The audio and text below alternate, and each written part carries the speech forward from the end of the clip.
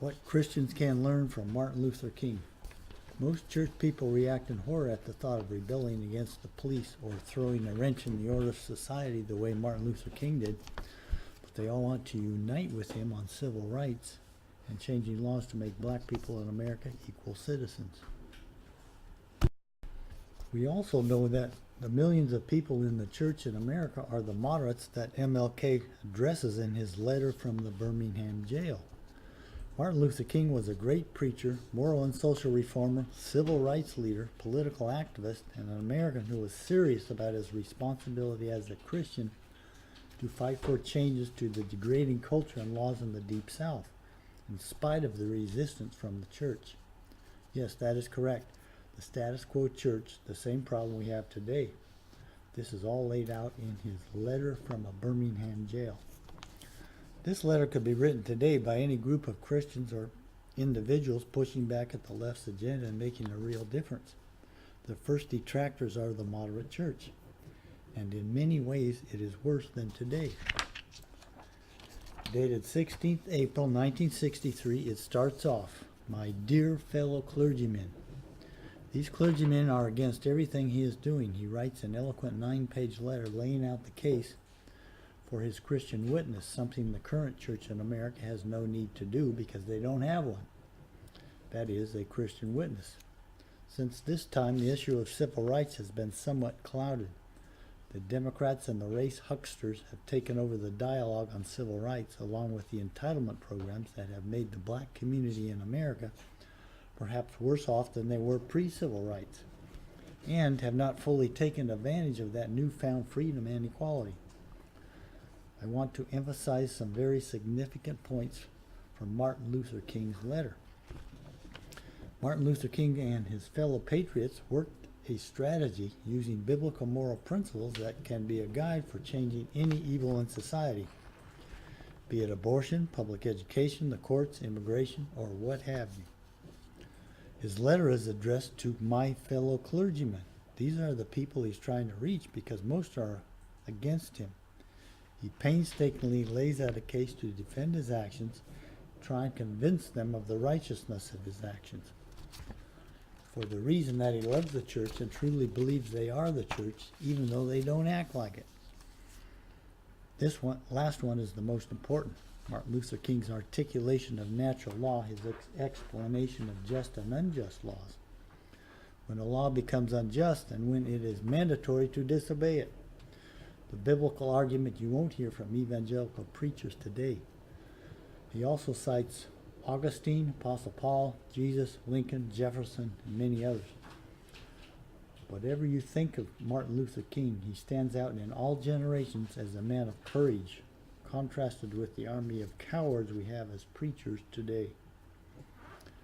How many pastors in America in our lifetime write a letter to the church from jail for doing the Lord's work? Answer, none. Here's the letter. My dear fellow clergymen, while confined here in the Birmingham City Jail, I came across your recent statement calling our present activities unwise and untimely. Seldom, if ever, do I pause to answer criticisms of my work and ideas. If I sought to answer all these criticisms that came across my desk, my secretaries would be engaged in little else in the course of the day, and I would have no time for constructive work. But since I feel that you are men of genuine goodwill and your criticisms are sincerely set forth, I want to try to answer your statement in what I hope will be patient and reasonable terms. He's going to make an argument just like Jesus and his followers have done since the beginning. He goes on in the next few paragraphs to explain that a Christian organization is behind him and they have asked him and his colleagues to be ready to engage in nonviolent, direct action protest, which came to pass as the situation in Birmingham fit their strategy. But basically, the current situation fits the gospel of freedom, the gospel of Jesus Christ. He goes on. In any nonviolent campaign, there are 4 basic steps. Collection of the facts to determine whether injustices are alive, negotiation, self-purification, and direct action. We have gone through all these steps in Birmingham. There can be no gainsaying of the fact that racial injustice engulfs this community. Birmingham is probably the most thoroughly segregated city in the United States. Its ugly record of police brutality is known in every section of this country. Its unjust treatment of Negroes in the courts is a notorious reality. There have been more unsolved bombings of Negro homes and churches in Birmingham than in any other city in this nation. These are the hard, brutal, and unbelievable facts. On the basis of them, Negro leaders sought to negotiate with the city fathers, but the political leaders consistently refused to engage in good faith negotiation. Then came the opportunity last September to talk with some of the leaders of the economic community. In these negotiating sessions, certain promises were made by the merchants, such as the promise to remove the humiliating racial signs from the stores. On the basis of these promises, Reverend Shuttlesworth and the leaders of the Alabama Christian Movement for Human Rights agreed to call a moratorium on any type of demonstration. As the weeks and months unfolded, we realized that we were the victims of a broken promise. The signs remained. As in so many experiences of the past, we were confronted with blasted hopes, and the dark shadow of a deep disappointment settled upon us. So we had no alternative except that of preparing for direct action, whereby we would present our very bodies as a means of laying our case before the conscience of the local and national community. We were not mindful of the difficulties involved, so we decided to go through a process of self-purification, which would be followed by the process of direct action. We know through painful experience that freedom is never voluntarily given by the oppressor. It must be demanded from the oppressed, or by the oppressed. Frankly, I have never yet engaged in a direct action movement that was well timed, according to the timetable of those who have not suffered unduly from the disease of segregation. For years now I've heard the word wait. It rings in the ear of every Negro with a piercing familiarity. This wait has almost always meant never. The distinguished jurist of yesterday, that justice too long delayed is justice denied. By the same token, the murder of babies is never to be voluntarily stopped by our government. In fact, this sanction has become worse because so many preachers say the political demand by activists that it be stopped is the evil, and the only avenue to pursue it is waiting for the voluntary change of heart by the oppressor, which will never happen, but absolves the pro-lifer from any direct action and conflict. At a time when all the weak, spineless pastors in America are preaching from the pulpit that Romans 13 was written directly to us in present-day America as the first commandment, Martin Luther King's argument on just and unjust laws, and which to obey is sorely needed. He goes on, you express a great deal of anxiety over our willingness to break laws. This is certainly a legitimate concern. Since we so diligently urge people to obey the Supreme Court's decision of 1954 outlawing segregation in the public schools, it is rather strange and paradoxical to find us consciously breaking laws. One may well ask, how can you advocate breaking some laws and obeying others? The answer is found in the fact that there are two types of laws. There are just laws and there are unjust laws. I would agree with Augustine that an unjust law is no law at all. Now, what is the difference between the two? How does one determine when a law is just or unjust? A just law is a man-made code that squares with the moral law or the law of God. Amazing. An unjust law is a code that is out of harmony with the moral law. To put it in the terms of St. Thomas Aquinas, an unjust law is a human law that is not rooted in eternal and natural law. Any law that uplifts human personality is just. Any law that degrades human personality is unjust. All segregation statutes are unjust because segregation distorts the soul and damages the personality. It gives the segregator a false sense of superiority and the segregated a false sense of inferiority. So segregation is not only politically, economically, and sociologically unsound, it is morally wrong and sinful. Let us turn to a more concrete example of just and unjust laws. An unjust law is a code that a majority inflicts on a minority that is not binding on itself.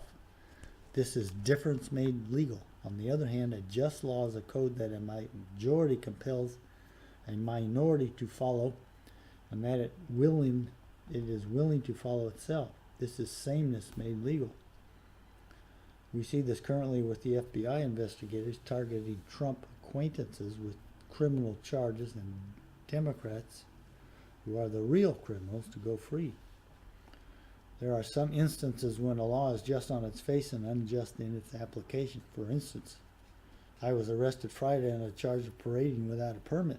Now, there's nothing wrong with an ordinance which requires a permit for a parade, but when the ordinance is used to preserve segregation and to deny citizens the First Amendment privilege of peaceful assembly and peaceful protest, it is wrong.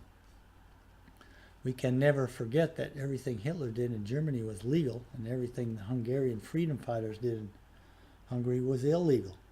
It was illegal to aid and comfort a Jew in Hitler's Germany, but I'm sure that if I had lived in Germany during that time, I would have aided and comforted my Jewish brothers even though it was illegal.